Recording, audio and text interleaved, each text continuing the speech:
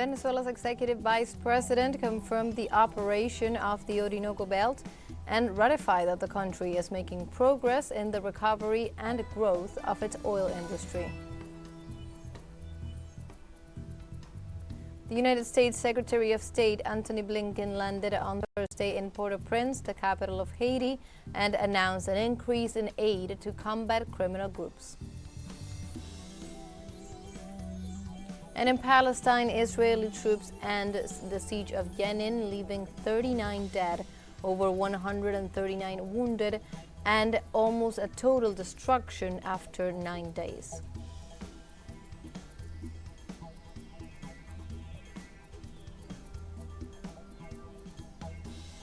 Hello and welcome to From the South. My name is Belén de los Santos. I'm from the teleSUR studios in Havana, Cuba.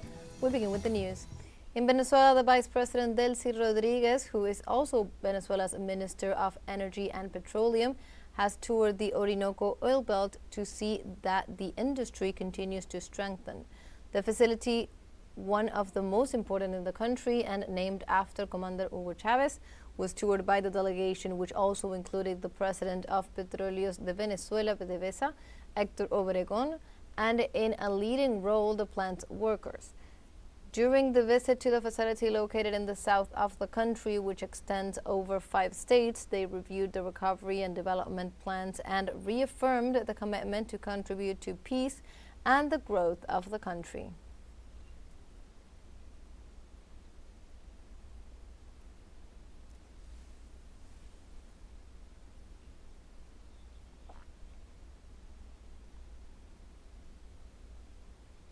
And the Attorney General of Venezuela, Tarek William Saab, ratified the summons by the Public Prosecutor's Office to the former presidential candidate of the Venezuelan ultra-right, Edmundo González, to make statements in relation to a series of crimes he is accused of, among them his responsibility for the publication on an unofficial web page of fraudulent electoral records. We give you more details with our correspondent Luis Guillermo Garcia. Let's see. Prosecutor Tarek William Saab recalled that Edmundo González has repeatedly ignored and disrespected the authority of several institutions of the Venezuelan state, first of all the National Electoral Council, by not signing an agreement to respect the results, which he did not recognize and then endorsed through different means. The publication of false minutes in an electronic media accusing the electoral power of fraud. Then, he disregarded the summons issued by the Electoral Chamber of the Supreme Court of Justice to present his arguments and evidence of his accusations and, finally, he did not appear before the Public Prosecutor's Office. After this agency ordered his presence in 3 occasions. In this sense, as we informed you, the Public Prosecutor's Office ratifies the summons with the arrest warrant in progress for González Urrutia to be interviewed, and ratifies that he is requested and must be presented and brought to justice, as it corresponds within the framework of the Constitution and the law.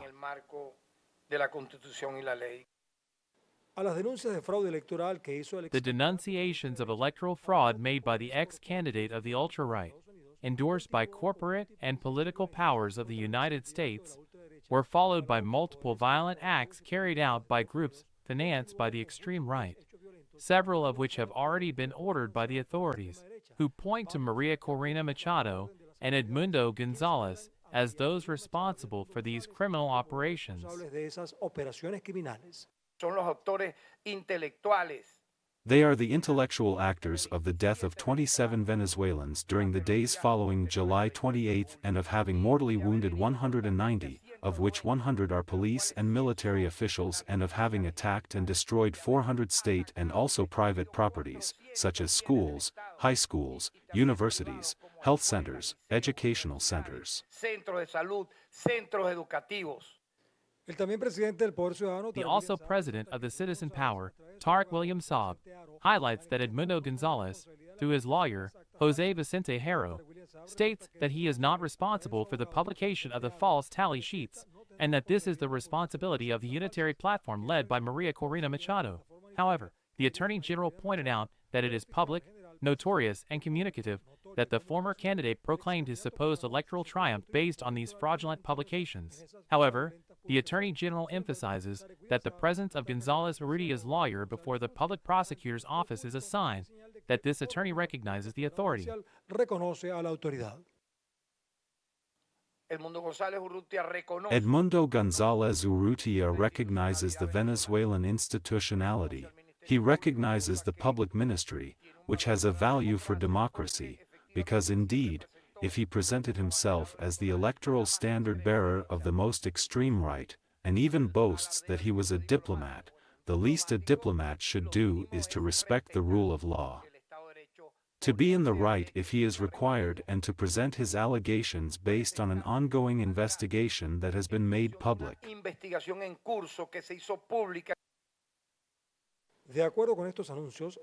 According to these announcements, the authorities are continuing their investigations into the various acts that sought to carry out a coup in Venezuela after the July 28 elections, in which President Nicolas Maduro won. En la cámara de Jesús Romero, Luis Guillermo García Bencomo, desde Caracas, Venezuela, para teleSUR. In other news, Mexico's President-elect Claudia Sheinbaum assured that there is no possibility of suspending the reform of the judiciary, as it is a decision of the people. This is how she responded after being consulted by the media about the beginning of consultations on the reform announced by the Supreme Court of Justice. The president-elect assured that a few people cannot reverse the decision of the Mexican people expressed on June 2nd. She assured that the decision rests in the sovereign power and that it will be for the best of the country.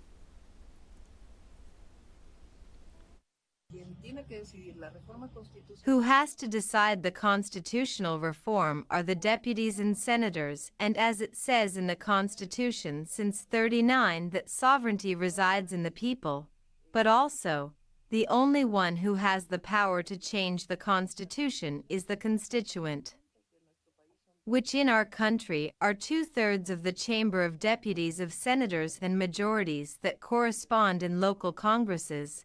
We must make the popular will.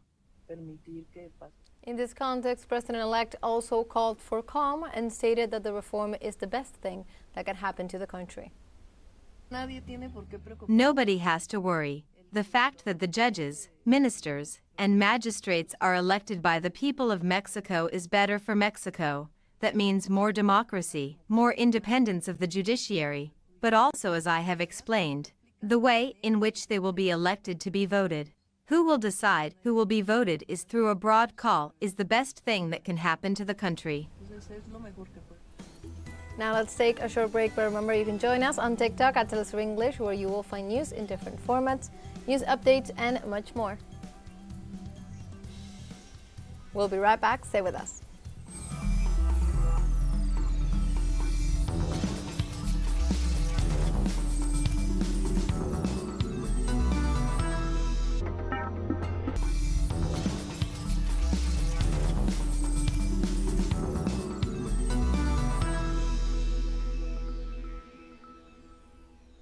Welcome back from the South. The United States Secretary of State Antony Blinken landed on Thursday in Port-au-Prince, the capital of Haiti. He announced an increase in aid to combat criminal groups, but made no reference to the problems of the Presidential Transitional Council. 2 weeks ago, when he announced the trip, he included as a priority the issue of the serious accusations of corruption involving members of the Presidential Transition Council that was imposed by Washington and Ottawa. However, upon landing, he only spoke of more aid to fight violence and the creation of the Electoral Council. On Friday, the Secretary of State is expected to hold a meeting with the President of the Dominican Republic, Luis Abinader.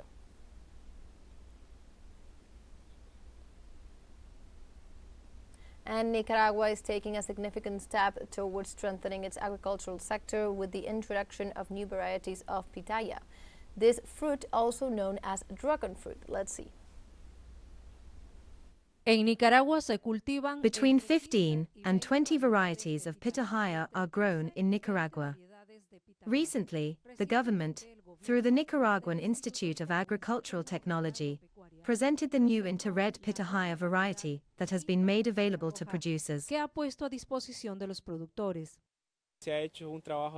We have done a characterization work of 16 materials we had, in which this turned out to be one of the most outstanding materials.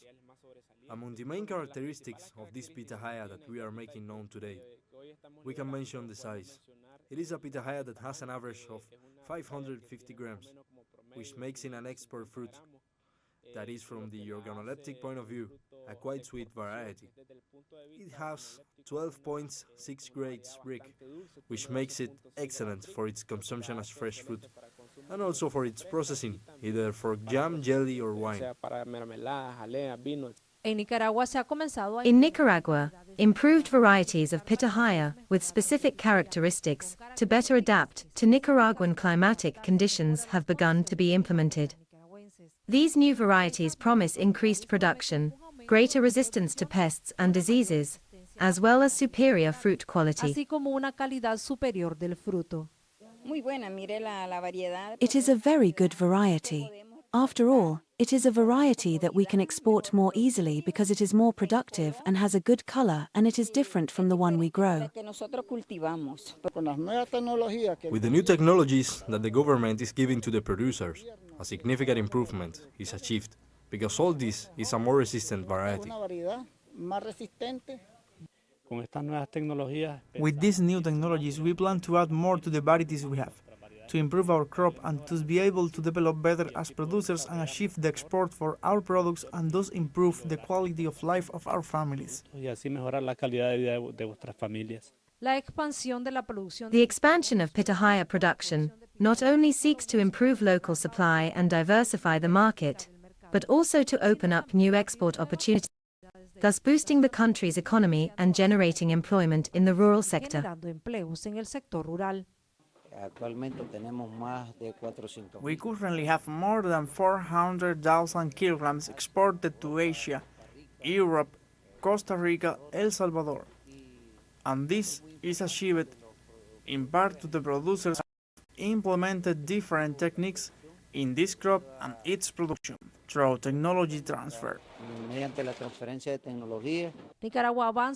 Nicaragua is making progress in pitahaya production with the potential to become a reference in the region and in international markets. Y en los mercados internacionales.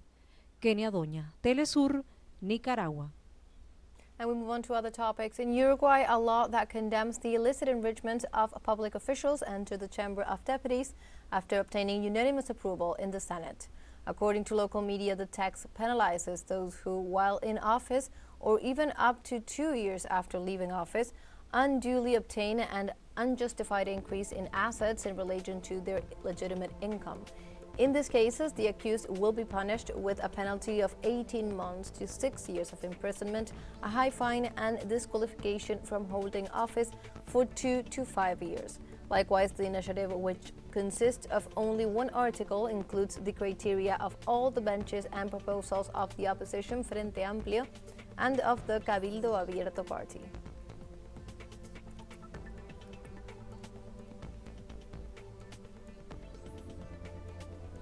And in the Philippines, the former mayor of Bamban, Alice Guo, was extradited back to the country early Friday after being arrested in Indonesia. Guo, who had been on the run since July, is accused of human trafficking and linked to organized crime, specifically involving a gambling center where hundreds were allegedly forced to run scams or face torture.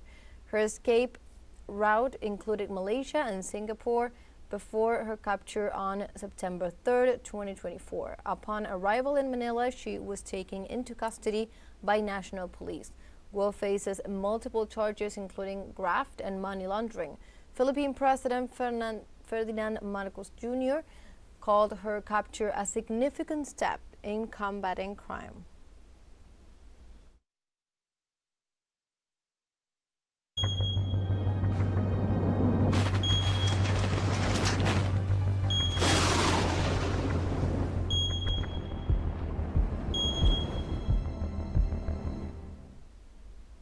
On Friday, Brazilians arrived to the commemoration of the Amazon Day amid severe regional drought and surging wildfires.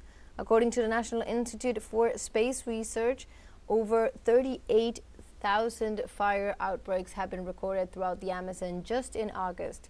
The INPE specialist asserted that the humidity and Smog from wildfires are spreading to Sao Paulo metropolitan region due to the drought and the low flow of the Amazon rivers. So far, some 62 municipalities in the region have been declared in a state of emergency, while local authorities estimate that over 330,000 people have been affected.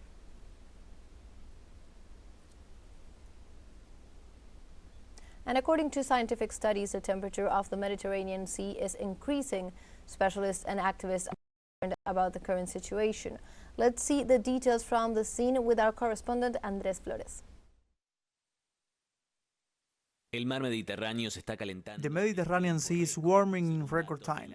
According to data from the American Meteorological Society, so far in 2024, warm records have been broken daily, surpassing 2023, a year in which all records have already been surpassed. To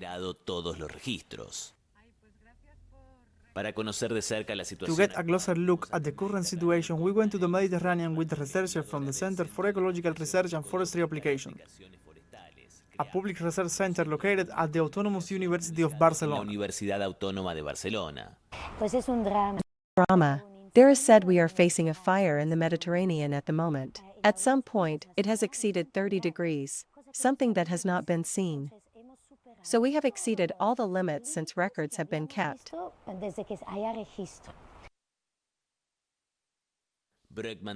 Brockman highlights the consequences of this increase in the temperature of the Mediterranean Sea. Fish, marine life, fauna, and flora are affected in their development processes. Also, the chemical quality of the water changes, the acidity changes, the pH changes, many elements change according to the temperature. The currents change, the winds change, the waves change. The list is very long.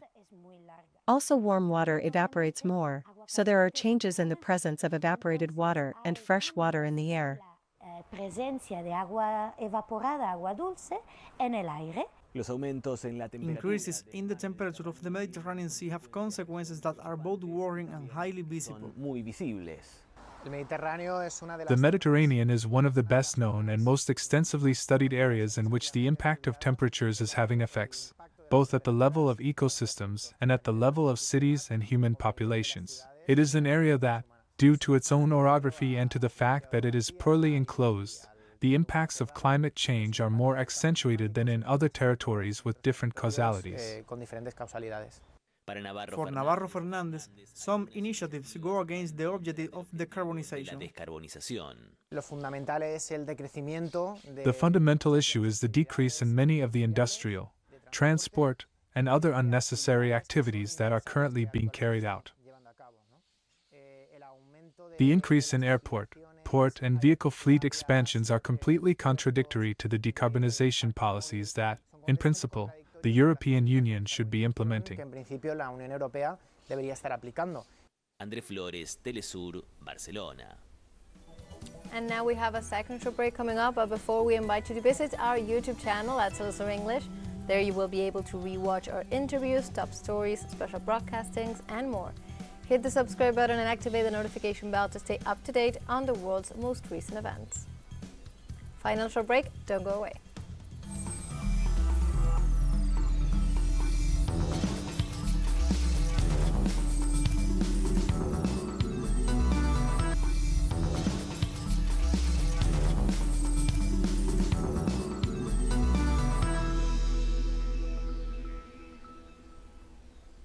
Welcome back from the South. The United Nations announced that the number of people suffering from catastrophic hunger will soar in 2024, largely due to the conflicts in Gaza and Sudan. According to most recent release of the Global Food Crisis Report, at least 2 million people now face the most critical level of food insecurity, an increase of more than double from the previous period. The report confirms extreme food shortages and depleted coping capacities and warns of a markedly increased risk of acute malnutrition and death. The report also detailed that the impact of the war and severe restrictions on humanitarian response have led to a total collapse of food, health, and protection systems with catastrophic consequences.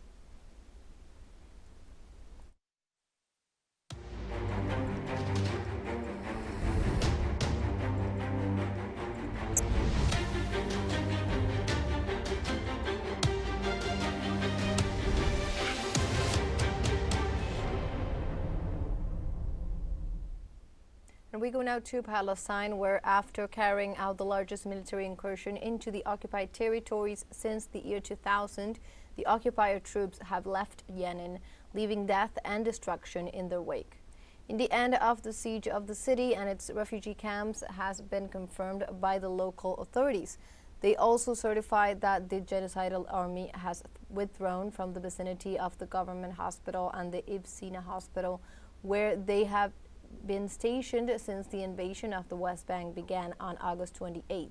The local government, confirming the complete disengagement of the Israeli military, reported 39 deaths, more than 130 wounded, and almost complete destruction after 9 days of violence.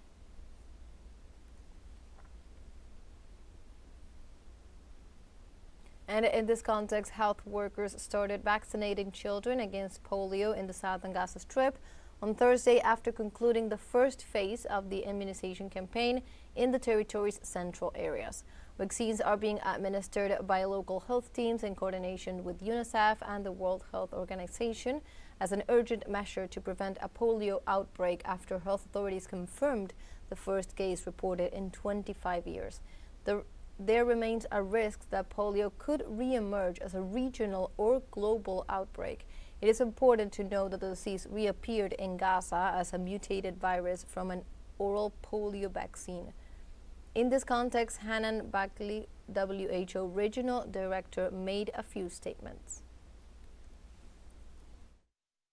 Polio has been eradicated from all countries in the world but two, Afghanistan and Pakistan. So the resurgence of polio after 25 years of no cases in the occupied Palestinian territory creates a lot of anxiety in the global public health community and for WHO as well, specifically for children who can potentially become paralyzed. Understanding who was vaccinated and who was not is another challenge that the teams are working very clearly on, with independent teams that are monitoring the campaign performance, but also to ensure that the data that is being collected is as accurate as possible. It's never going to be exactly the number to the dot.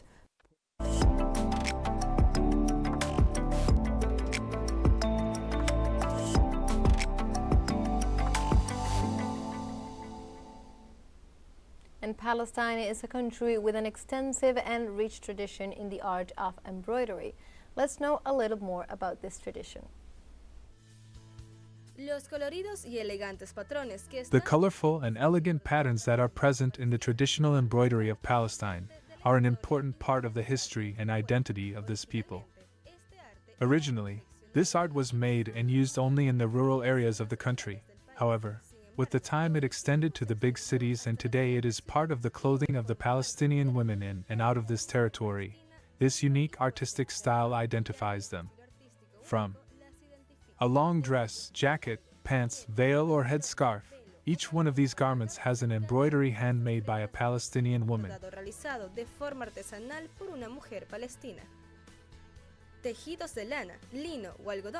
Wool, linen or cotton fabrics are the canvases chosen by the craftswomen to make the embroidery with silk threads. Various motifs and patterns adorned with figures such as birds, trees or flowers are made. Both this and the colors, in different combinations, communicate different data such as the region of origin, the socioeconomic status, and the marital situation of the woman wearing the embroidery. The most important and representative garment is the thab, a loose-fitting dress with details on the sleeves and embroidered stripes that go down from the waist to the cut. The knowledge and tools required for this practice are passed from mother to daughter through different generations, giving them the opportunity to develop a skill and even generate income through the sale of these pieces. Embroidery is an activity that is usually done collectively. A group of embroiderers from the same village gather in a house or community center to work together, surely with the presence of their daughters, who learn by observation, although it can also be taught in a formal way. This makes it a tradition that fosters and develops family and community ties, building a national identity through the colorful clothing and Palestinian pride. The art of embroidery in Palestine, its knowledge, techniques, practices and rituals, was inscribed as an immaterial cultural heritage of humanity in the year 2021.